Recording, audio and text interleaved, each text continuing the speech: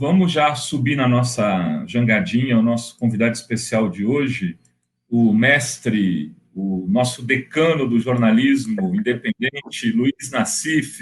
Decano é bom, viu? Grande Nassif, saudade de você, meu amigo. Pois é, rapaz. Um grande abraço ao casal aí e ao filho. Tudo bem com o filho? Tá bem, tá chegando no final aí do tratamento, em junho, a gente está bem confiantes. Com certeza. Né, que as notícias são boas. Nassif, estávamos aqui assistindo agora há pouco aqui o teu primeiro capítulo lá do documentário que você acaba de lançar sobre... Eu queria que você explicasse mais um pouco o contexto do documentário e falasse um pouco desse primeiro episódio que é focado no Moro, né?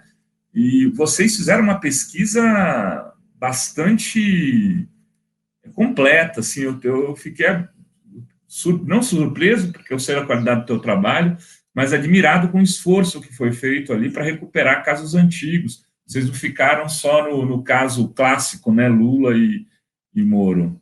A gente já tinha feito, um tempo atrás, uma série, 5 capítulos a isso, para explicar essa questão da geopolítica americana em torno da lei anticorrupção. Foi um documentário com 5 capítulos, que ficou bem nítido aí como que foi montado a parceria com os ministérios públicos dos diversos países em cima de dois pontos, né? Você dava o poder ao procurador, passando informações graças aos recursos de telemática dos Estados Unidos, e depois abria um mercado mais à frente para compliance. Isso aí, desde o começo, a gente falava isso e hoje está se concretizando. No caso do Moro, nós nos fixamos no grande desafio, né? Como que pode... Porque o Moro, depois que ele virou ministro, ele virou uma figura pública. Até então, ele se escondia atrás das sentenças dele, os jornais criavam o mito Moro, e você não conseguia avaliar corretamente o nível intelectual dele, pessoal e tudo. Quando ele vira ministro, ele vira uma figura pública. E daí você vê um sujeito desse tamanho, né? Então, o grande objetivo nosso é o seguinte: como que pode um homem medíocre no sentido, faz parte da média, como pode ter chegado onde chegou de peça central do maior terremoto político da América Latina? É evidente que ele foi apenas um personagem, mas a ideia foi enfatizar o que o sistema queria desse personagem, quais as características dele que estimularam o sistema a escolhê-lo como o vingador aí, o grande vingador branco aí. Primeiro, a total falta de escrúpulos. Esse é o ponto central, a total falta de escrúpulos. É um sujeito que era capaz de esmagar 120 agricultores pequenos aí com a mesma tranquilidade que avançava sobre empreiteiras e tudo mais. E o segundo, o alinhamento incondicional com os Estados Unidos, que surge a partir de um ponto que é relevante no documentário, da criação das varas especializadas em lavagem de dinheiro pelo Gilson Dipp, que são o primeiro ponto de contato com o Departamento de Justiça, que, na época, nos Estados Unidos, já estava criando áreas lá para crimes corporativos com padrão 007, né? Procuradores com autorização para matar, né? Então, eles trazem essa metodologia. Quais os pontos centrais da metodologia? Uso intensivo da mídia, uma pressão permanente sobre réus e testemunhas. Se tiver que prender, prenda. Nós fizemos várias matérias, e mostramos nessa série aí como que eles agiam, né? Colocavam o sujeito em cela com rato, aí ameaçavam a família. E isso ocorreu em todos os níveis. Tem um caso que nós contamos, daquele J. Ávila. Uhum. Eu conversei com um rapaz, um sujeito especializado aí. Ele era contratado. Ele foi da Kroll e de outros aí. Eles me contavam como que eles dobraram o J. Ávila. Colocaram o J. Ávila e falaram: olha, o seu filho acaba de sair do Rio de Janeiro de um avião, ou de São Paulo, não lembro. O avião está sentado na poltrona tal, vai demorar tanto tempo para chegar aqui nos Estados Unidos, E ele chegando aqui, se você não abrir o bico aqui, nós prendemos ele em seguida. Isso aí foi feito exaustivamente com várias pessoas. Eles levaram pessoas ao suicídio lá nos Estados Unidos, quebraram empresas que nem Erro e outras lá, Arthur Anderson e tudo. E quando vieram ao Brasil, vieram com essa mesma metodologia. E aqui, digamos, a opinião pública aceitou que se quebrasse toda a engenharia nacional. Então, eles ficaram com autorização para matar, né? E pessoal muito provinciano, muito boboca, né? Achando que estavam manipulando a imprensa. Estavam sendo manipulados pela imprensa, evidente. Todo aquele apoio que tiveram aí de Estadão, Globo, Folha, mas especialmente Estadão, Veja e Globo. Aí é porque fica nítido lá, nas falas do Celso III, é porque queriam derrubar o governo, só isso. Depois que entregaram o trabalho, daí não tinha mais o que oferecer. Daí tentam avançar para preservar o poder, tentam avançar sobre Temer, Aécio e Serra, e daí rompe-se aquela aliança midiática lá de apoio a eles, né? Mas, então, digamos, a única coisa que o Moro tinha a oferecer era falta de escrúpulo. Falta de escrúpulo. E o Supremo conhecia. Nós apresentamos aí no documentário... Vocês apresentam um vídeo, né, que é do julgamento, se eu não me engano, de um doleiro, do Foz do Iguaçu. Do Catenacci, o Celso de Mello e o Lewandowski, bem antes da Lava Jato. Eles já se posicionaram. Já mostravam, ou seja, quando ele é convidado para ser assessor da Rosa Weber, já se conhecia exaustivamente os métodos dele lá, né? Já conhecia, ele foi colocado para isso, não tem outra explicação, né? A Rosa Weber aceitou por conta disso. Então, digamos... Nesse julgamento, eles têm, o Supremo julga justamente a suspeição dele nesse caso do Catenacci, e os ministros não decidem que ele já agiu com parcialidade, né? Eles só recomendam ali para o CNJ. Você acha que teria sido diferente se os ministros ali naquele momento já tivessem dito não é possível um juiz agir dessa forma? No caso, Teori Gilmar Mendes, para ser mais explícito, né, Nassif? Eles aceitam que ele agiu com parcialidade, Sim, mas não aceitam a suspeição. Isso aí é a prova cabal das doenças do judiciário. Como é que pode um juiz com esse histórico ter chegado onde chegou? Sem corregedoria, sem as associações de juízes. Então, digamos, o Moro é a prova cabal da doença que acometeu o judiciário. O problema não é o Moro. O Moro é um detalhe. Se não fosse ele, seria outro. O problema é essa doença que acometeu o judiciário de politização e um profundo sentimento de classe, né? Você vê agora nesses vaza-jatos aí, uns procuradores imbecis lá, falando da roupa, falando da...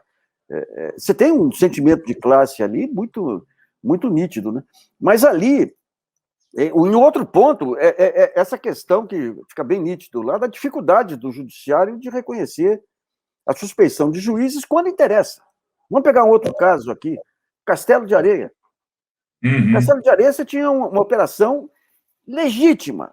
Eu conversei com advogados que atuaram na outra ponta, inclusive. Legítima, feita com todos os cuidados, foi anulada porque um ministro do STJ, o Celso Asfura, disse que o início foi um telefonema anônimo.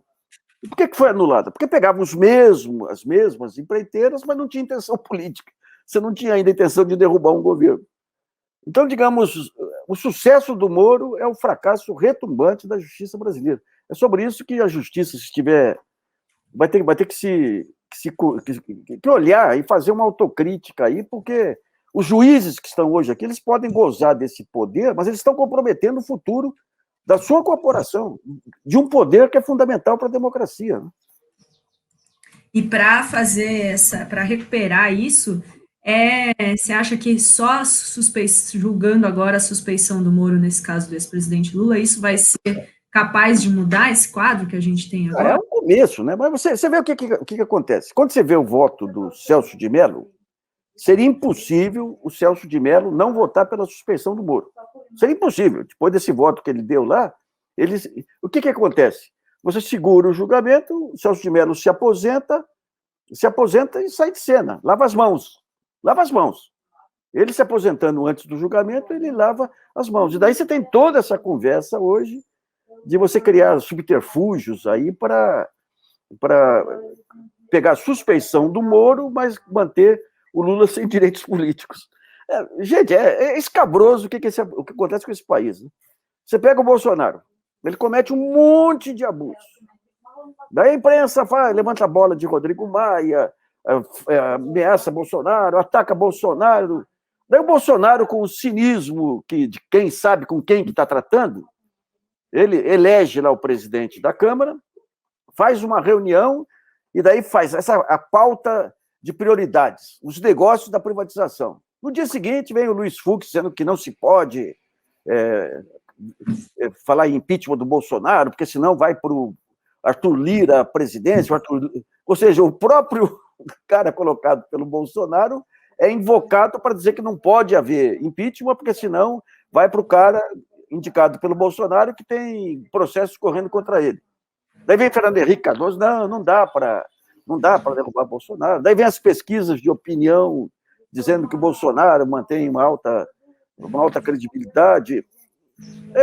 É um país sem espinha vertebral. Olha, dá para entender por que ao longo de todo o século o Brasil perdeu tantas oportunidades de crescimento, de desenvolvimento. A herança da escravidão é fogo. É fogo. Sabe? O Nassif, nessa encruzilhada, eu hoje fiz um Fala Rovai aqui para comentar um pouco o que eu estou chamando do Bolsonaro entre a cruz da popularidade e a caldeirinha do mercado. Né?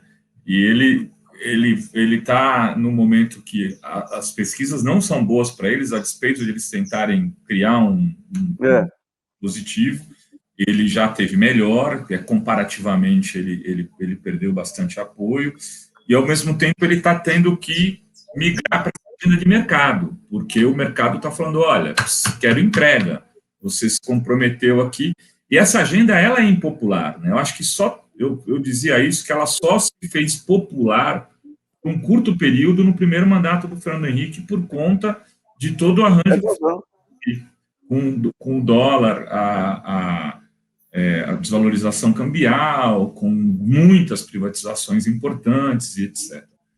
O que você acha? Você acha que esse momento, essa travessia vai ser realizada o Bolsonaro vai conseguir realizar essa travessia? Né?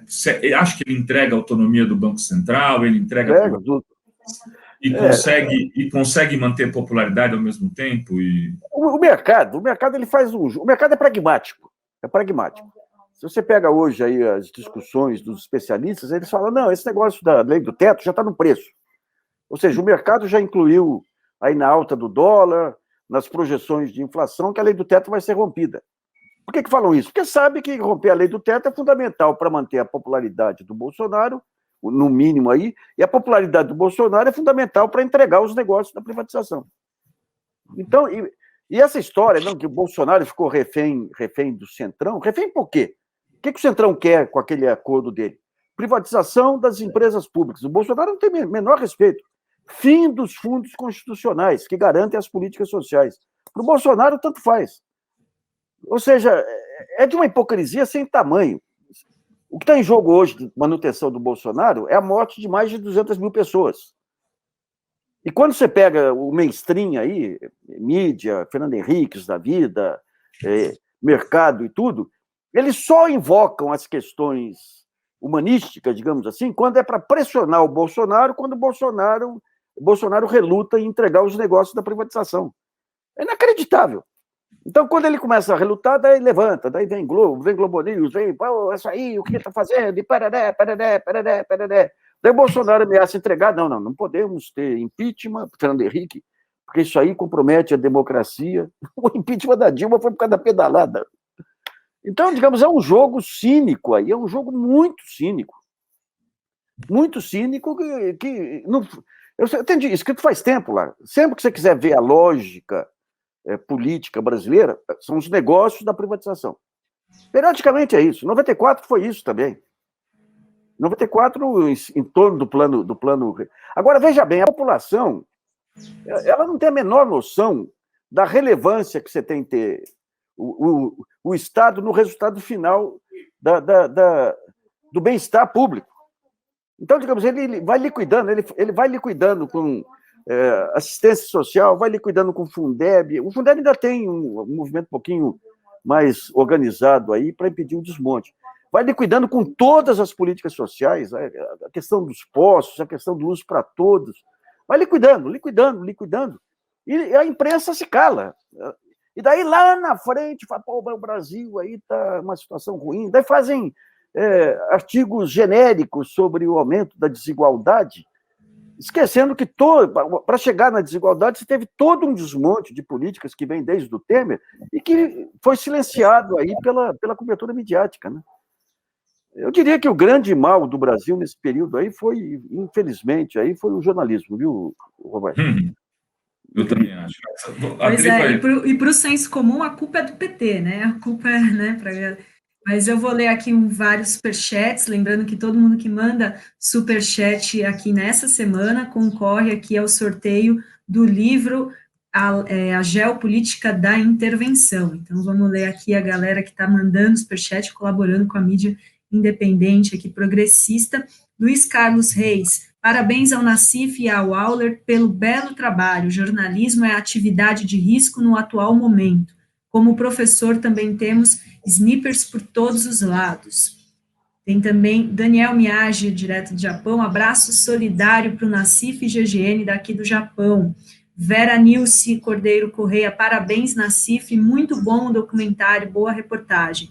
Paulo Gomes, parabéns, Nassif, preocupa-nos apenas com sua situação, esses mafiosos togados não deixam de graça, vão sangrar dinheiro ainda mais, jornalismo, profissão de risco. Débora Rodrigues, chorei com o relato dos agricultores, tornei-me assinante ontem, publiquei o documentário nas redes, mando um abraço para o Auler, que é maravilhoso também. Tem também aqui Jairo Coelho, uma forcinha para uma pesquisa honesta, abraços, obrigada, Jairo.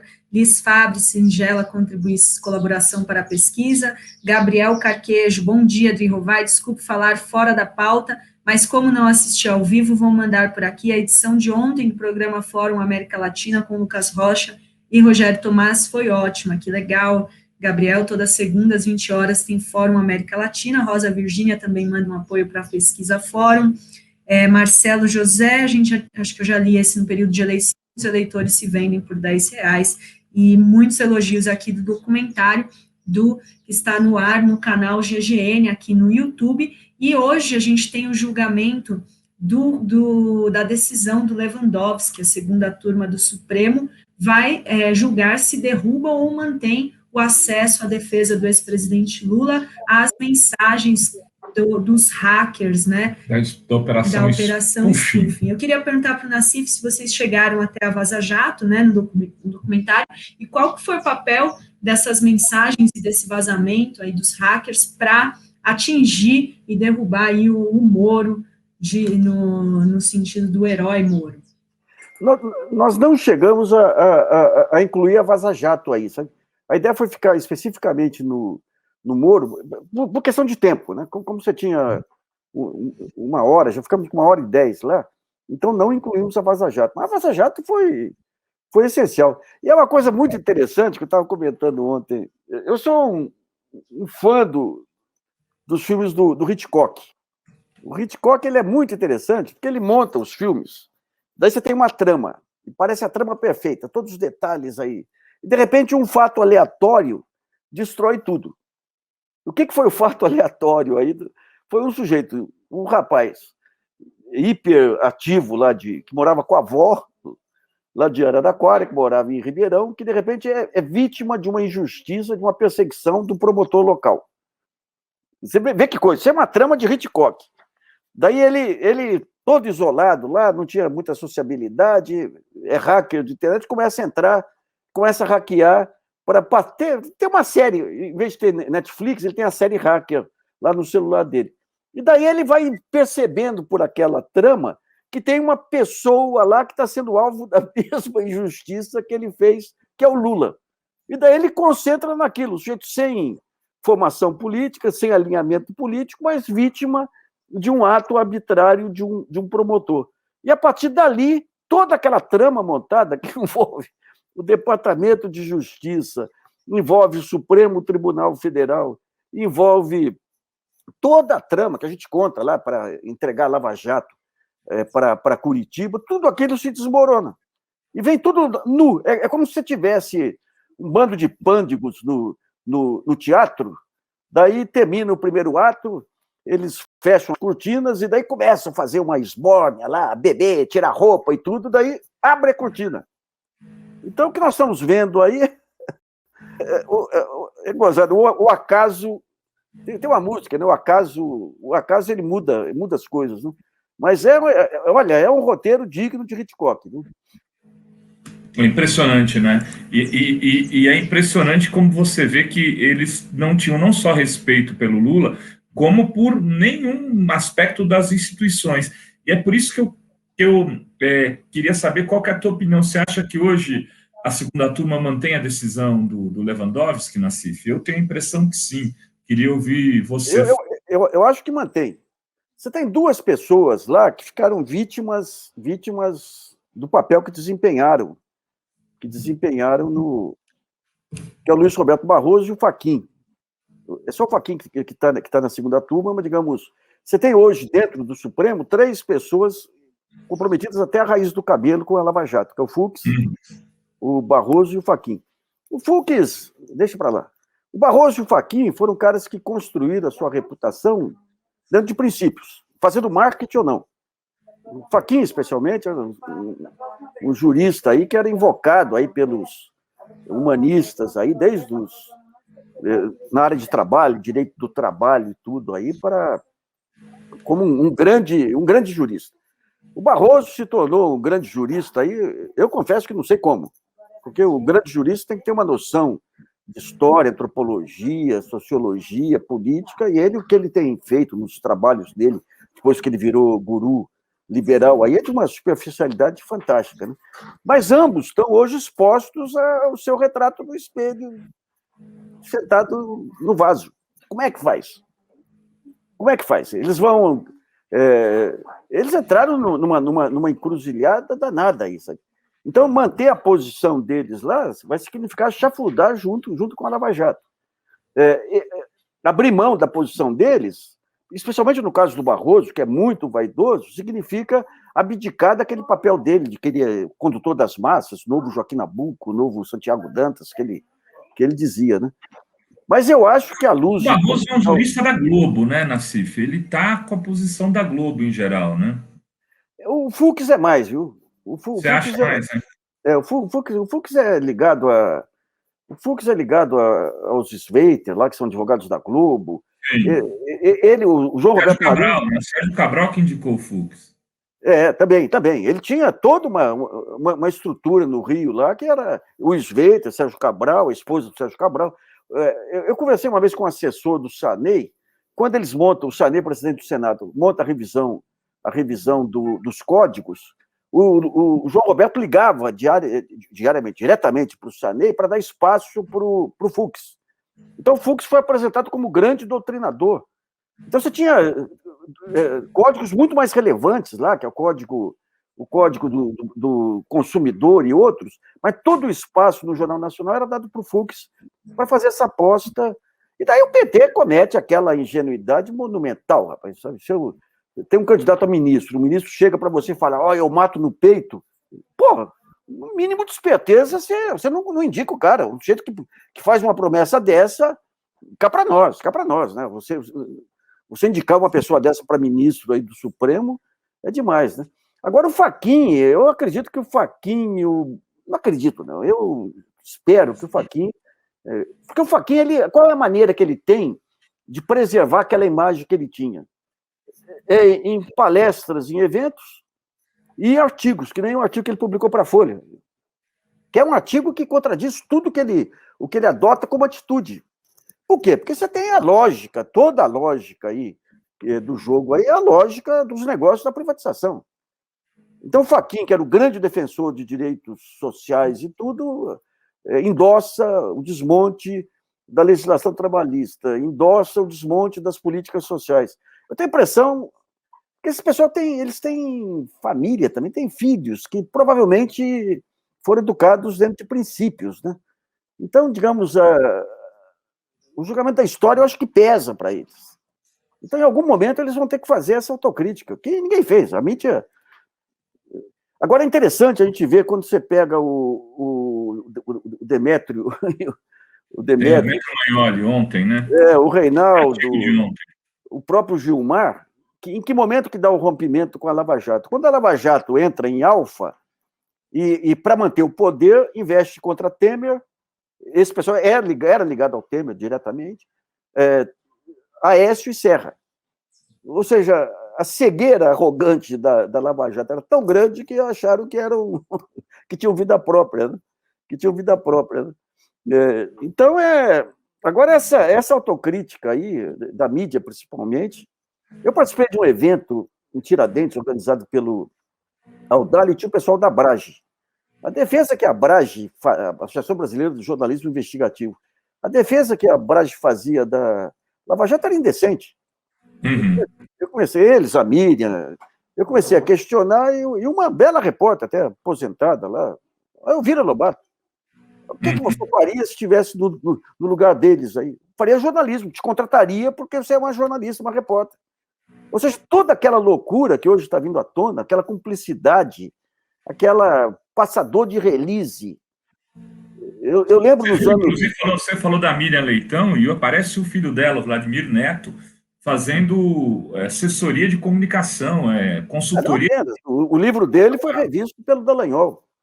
A minha cidade tem uma nível feira... de cumplicidade espúrio, corrupto, eu diria. Um nível corrupto. Eles pegaram a bandeira da Lava Jato e saíram desfraudando, né? Eu fui numa feira literária na minha cidade e estava lá o Dallagnol, convidados lá para... Dallagnol, o Miriam, o filho da Miriam e tudo. Ou seja, entraram, pegaram a bandeira, por quê? Para aparecer ao lado do Moro? Não. Porque o Moro representava a vitória do mercado aí sobre o Estado, sobre tudo aí, né? Então, agora isso aí essa falência do jornalismo aí é terrível, né? Que começou lá atrás, né? E veio junto a falência do judiciário. Queria falar um pouco disso contigo, Nassif, porque a gente já falou bastante do judiciário aí, e é sempre bom te ouvir nesse tópico aí da falência do jornalismo, ou aonde o jornalismo se meteu, né, e como ele foi se metendo aos poucos nisso. Você sempre vai lá atrás, começa no impeachment do Collor e vai trazendo as coisas para cá. Você acha que existe algum espaço de uma mudança de rota nesse sentido? Porque eu, sinceramente, não tenho visto muitos sinais de que... Não tem. Não esteja... O Angu é que essa deterioração do jornalismo, que já vem nos anos 90. Mas nos anos 90, você tinha uma geração... Porque, Roberto, se você pegar... O que é o negócio do jornalismo? Você tem a empresa, que tem os seus interesses comerciais, políticos e tudo, e você tem o jornalista, que é o ponto de contato dela com a opinião pública. Então, você tem uma tensão natural que ocorre. Se a empresa começa a avançar muito, você tinha diretores de redação de mais fôlego que falavam, não exagera que você vai desmoralizar o produto. Então, digamos, o repórter vinha com um baita furo, mostrava o furo naquele entusiasmo do jornalista, e daí, se sofria um veto não explicado, ou explicado por razões comerciais, você desestimulava toda a redação. Isso aí, nos anos 90, nós tínhamos uma geração de jornalistas que veio da ditadura. Então, e a Folha de São Paulo, a partir dos anos 80, percebeu a relevância da diversidade no jornalismo. Quer dizer, com o fim da ditadura, o jornal passa a ser o grande mediador dos debates. Então, eu tenho que abrir espaço para todo mundo. Evidente que ela tinha a linha dela, e a linha dela era ela, né? Aquele sensacionalismo aí que eu mesmo, como colunista da Folha, rebatia na minha coluna, mas você vê, permitiu que um colunista do próprio jornal rebatesse os abusos do jornal. Porque o Frias tinha muito claro essa importância da diversidade. Então, manteve lá o Tasso de Castro, manteve um conjunto de pessoas, um Jânio, eu lá, que fazíamos o contraponto. A partir digamos, de 2000 e e pouco, 2005 e tudo, as empresas já em baita crise, porque nos anos 90 foi o ano de ouro da imprensa, mundialmente. Foi o ano que eles mais ganharam dinheiro. Aqui no Brasil ganharam dinheiro, prestígio, audiência, fizeram baita investimento caro em tudo quanto é área, aí, e depois acabou. Com a crise de 99, foram apanhados no contrapé, não quebraram porque os governos ajudaram, e daí vem a internet. Eles, a perna quebrada, e vem a internet derrubando aquelas muralhas lá que impediam a entrada dos veículos externos aqui. E daí eles começam, em 2005, a pegar o modelo Murdoch. Esse que é o ponto. O Murdoch é uma praga para o jornalismo mundial, mas ele tem a Fox News nos Estados Unidos, mas tem New York Times, tem Washington Post, tem outros veículos que faziam o contraponto. Aqui não, aqui o Murdoch, ele baixou em toda a imprensa, aquela imprensa do primeiro time. Toda ela passou a ser murdochiana, puxado pela Veja. A Folha vai atrás pela fraqueza emocional aí do Otavinho, o velho Frias já fora do jogo. A Globo vai atrás, com mais cuidado, repercutindo todas as loucuras da Veja. Então ali você desmonta aquilo que é o ponto central do jornalismo, que é a informação correta. Eu posso discutir aqui se tem uma posição ou outra, não posso desvirtuar a informação. Então, os fake news, a desmoralização do jornalismo começa lá, e o jornalismo deixa de ser o centro mediador dos debates. E daí, o que acontece? Nesse período, você tem uma mudança fundamental aí com as redes sociais, as bolhas que se criam nesse período, a direita atuando com os fake news e tudo, com as suas próprias bolhas, e o jornalismo não consegue se reposicionar. Então, o modelo de negócio acabou. Você pega o Globo aí, que é o último exemplo do jornalismo tradicional da Globo, tá acabando. A Folha virou um apêndice aí do PagSeguro. O Estadão, ele sobrevive por conta da Agência Estado, lá da Broadcast. Então, esse modelo acabou. E daí eles estão perdidos, não conseguem se reposicionar. Depois que conseguem o impeachment, eles tentam voltar a linguagem natural, abrem mão daqueles colunistas de ódio que tinham. Os colunistas os mais preparados viram grandes defensores aí da democracia, dos direitos e tudo aí, mostrando que o caráter brasileiro é de oportunismo. E eles o Reinaldo Azevedo, né? E eles não conseguem se reposicionar, os jornais. Você pega o Globo outro dia aí, você vê o Globo tentando defender agora a legalidade contra os abusos e pereré. Manchete principal do Globo Online lá. Centrão quer acabar com o legado da Lava Jato. O que é o legado que eles mencionam no subtítulo? Invasão de escritório de advocacia. É peça central de qualquer democracia. A não ser que você comprove que o advogado participa de crimes. Mas a inviolabilidade do escritório de advocacia é peça central da democracia. É peça central. E a Globo, que defende a democracia agora, eles não têm noção.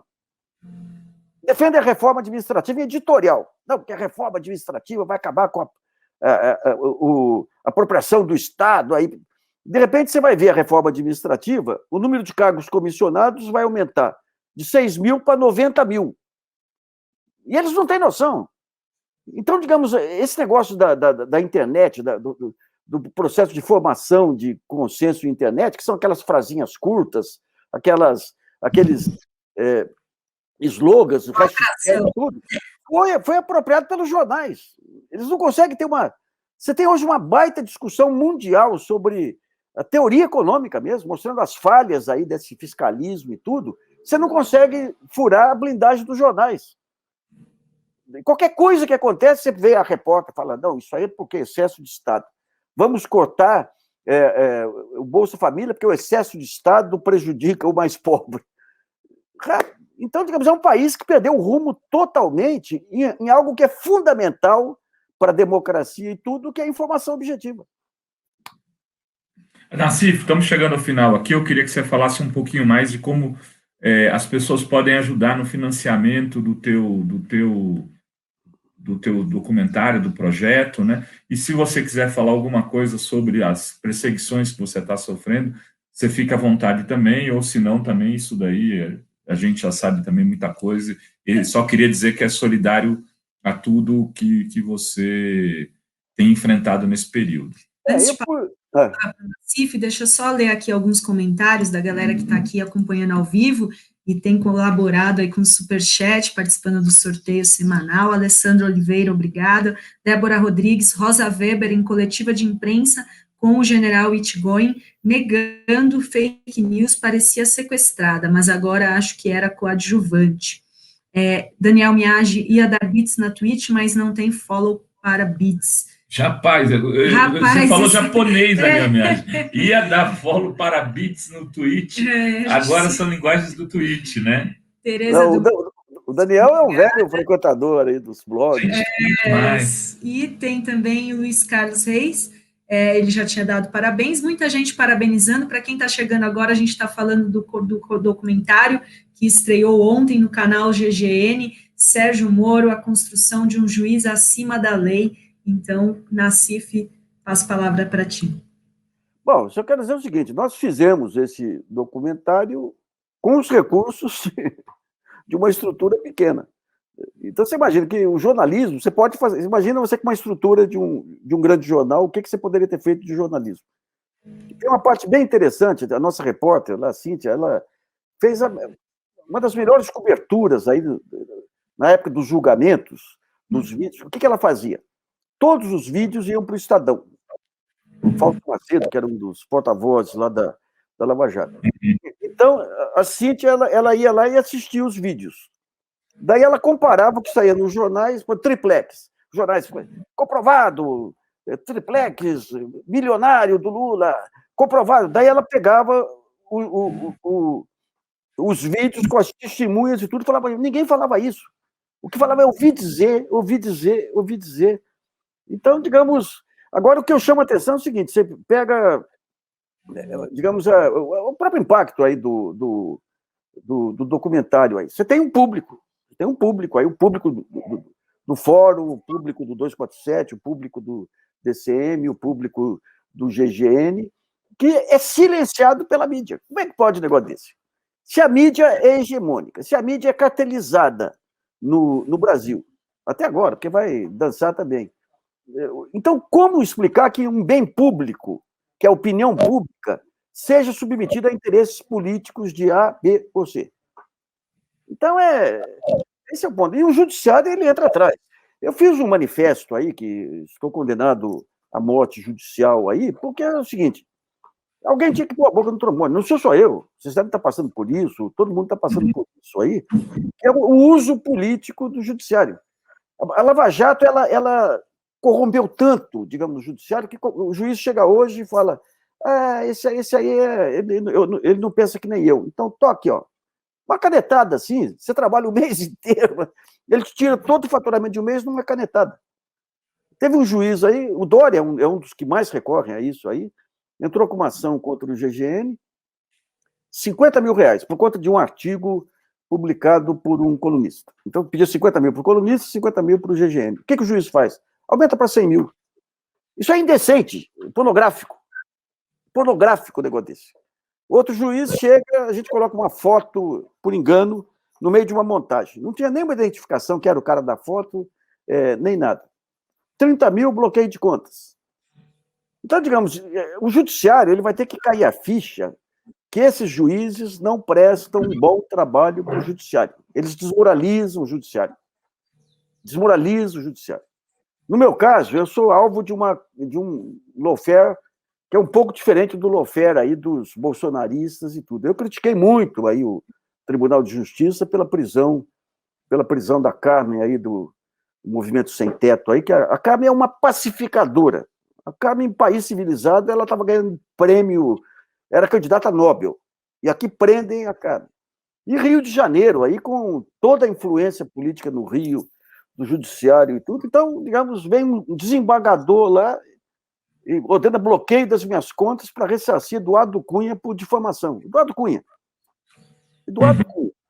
Daí você vai ver, esse mesmo juiz, desembargador, que foi colocado lá pelo Sveiter, lá segundo matérias da Folha de 2008. Ele fez, obviamente, como uma represália do Sveiter, as críticas que eu fiz ao Sveiter lá. No julgamento do Juca Kfouri, Ricardo Teixeira apela contra o Juca Kfouri. E o que diz o desembargador? Não, mas a CBF está cheia de suspeitas, matéria cheia de suspeitas, então o que o jornalista fez foi apenas reproduzir isso. Ou seja, julgamentos totalmente distintos. Por quê? Porque no caso do Juca não tinha o Luiz Sveiter envolvido, no meu caso tinha. Então põe o Eduardo Cunha, compara o Eduardo Cunha com o Ricardo Teixeira. Nenhum é flor que se cheire, mas um está preso aqui por corrupção comprovada, o outro está fugindo do exterior, porque aqui ele está blindado porque o parceiro de corrupção dele aqui tem influência política. Então, digamos, isso aí o judiciário vai ter que abrir os olhos, que isso aí não é uma condenação contra mim, é uma condenação contra o judiciário.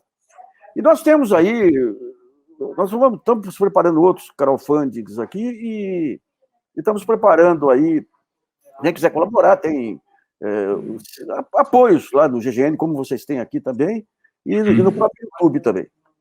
Isso aí, pessoal. Olha, pode colaborar com o jornal GGN, que você está colaborando com o crowdfunding do documentário, é isso, Nassif?